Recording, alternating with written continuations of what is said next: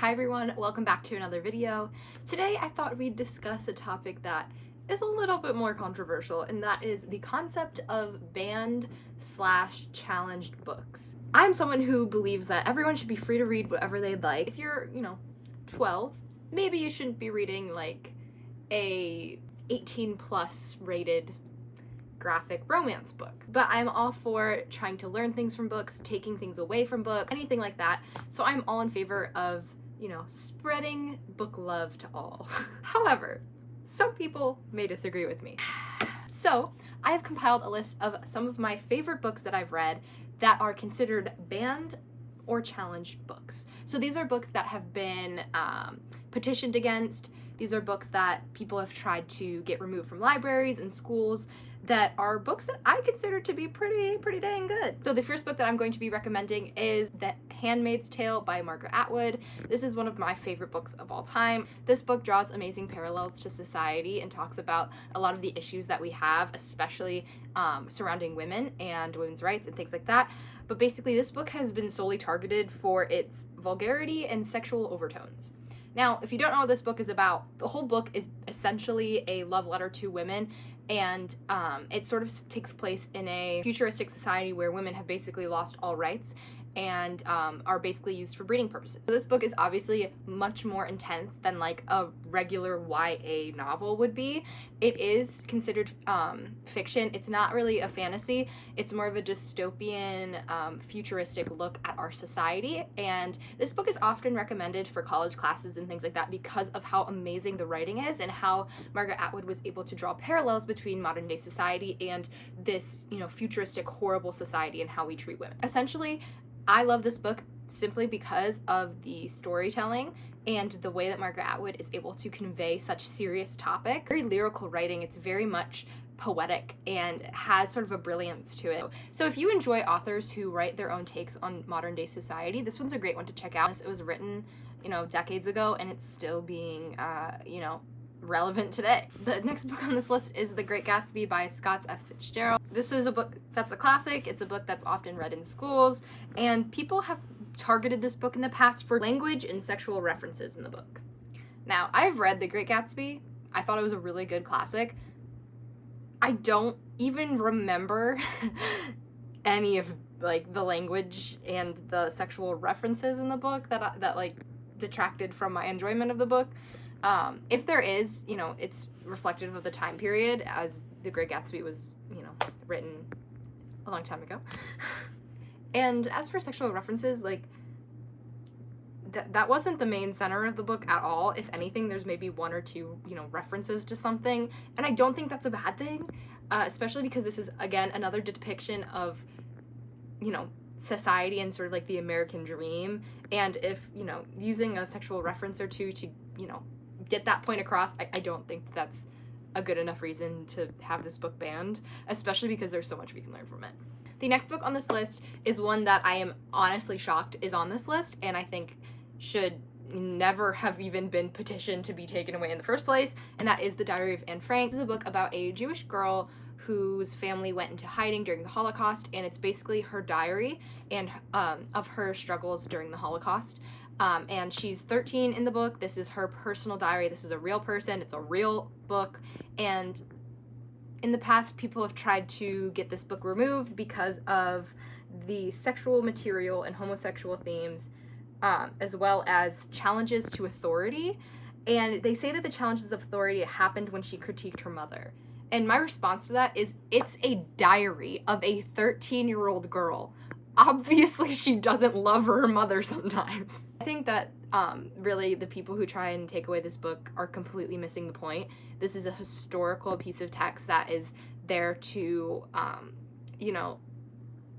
show a window into, what a lot of young girls went through during this time in our history, and I don't think that should, be erased at all. The next book on this list is another classic, actually, that I have read, which is Lord of the Flies by William Golding. This one is definitely a little bit more graphic. I do understand, because this book definitely centers around a bunch of young boys who are essentially trapped on an island trying to survive, and they're not always kind to each other, let's just say that. But I don't think that this should ever, be considered something like too violent or too graphic to be in a school, because again, like most classics, there's a lesson to be learned, and there's a lot that you can do with the book in terms of like bringing it into the classroom and dissecting it and dissecting the writing and trying to figure out what relates to what and how this means something different. It's a classic for a reason. But also I think this book should totally be in schools and libraries because it's written for young adults and to offer something, from the book to young adults. And that brings me to my next book, sort of a similar situation, which is The Outsiders by Se Hinton. One of my favorite books of all time, another classic, one that I read, I think, for the first time when I was in about 5th grade, and we were required to read it for school when we were in about 8th grade. I think that this is one of the best coming-of-age novels ever written, in my opinion. Basically, this is written by a woman who went by the name Se Hinton because she didn't want her book to be docked because she was a woman writing about a bunch of boys. But basically, the reason that people have tried to take down this book is because of its portrayal of gang violence, underage smoking and drinking, strong language / slang, and family dysfunction. This book is set in a time period where, it was the 50s, there was a lot of like slang and things like that used, and it's also centered around young men sort of coming into adulthood, and so I think that it's a realistic depiction of that, and I don't think that it should be censored because it includes like some violence and some smoking, because overall the book offers so much more than that, and that's not the main takeaway of the book.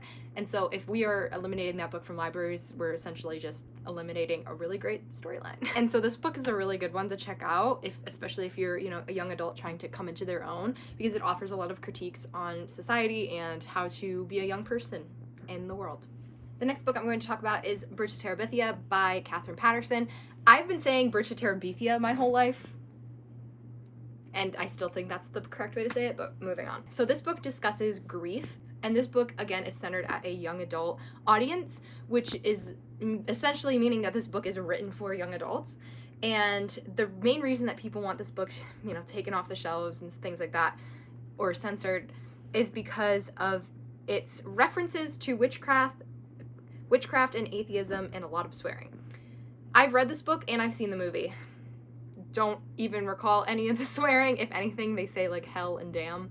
And references to witchcraft and atheism is just straight up a misinterpretation of the book. This book centers around grief, and it's about a young boy who meets a girl who just moved in across the street, and they become best friends. She has a huge imagination, and they make up this magical world, this kingdom where they, rule over their subjects. And after a tragic accident, the boy is left to grieve in her absence and sort of come to understand that this kingdom she built for them was sort of her gift to him. It's sort of now in his hands, and now it's his responsibility to, keep their world alive. This book talks a lot about, grief and how imagination is so precious, and it talks a lot about family dynamics as well, and I think that that's really special, and I don't think that its references to magic or, an imaginary world is bad at all.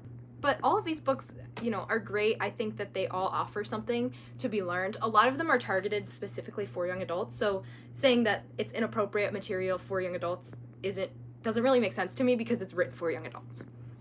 Obviously, no hate to anyone who, has different opinions than me. I totally respect and understand that. I just think that we should all be free to read whatever we would like. Anyway, thank you so much for watching this video. Let me know if you have any comments or questions down below. I'm always open to hearing new opinions and suggestions for videos or the content that I create. But thank you so much for watching, and I'll see you in my next video.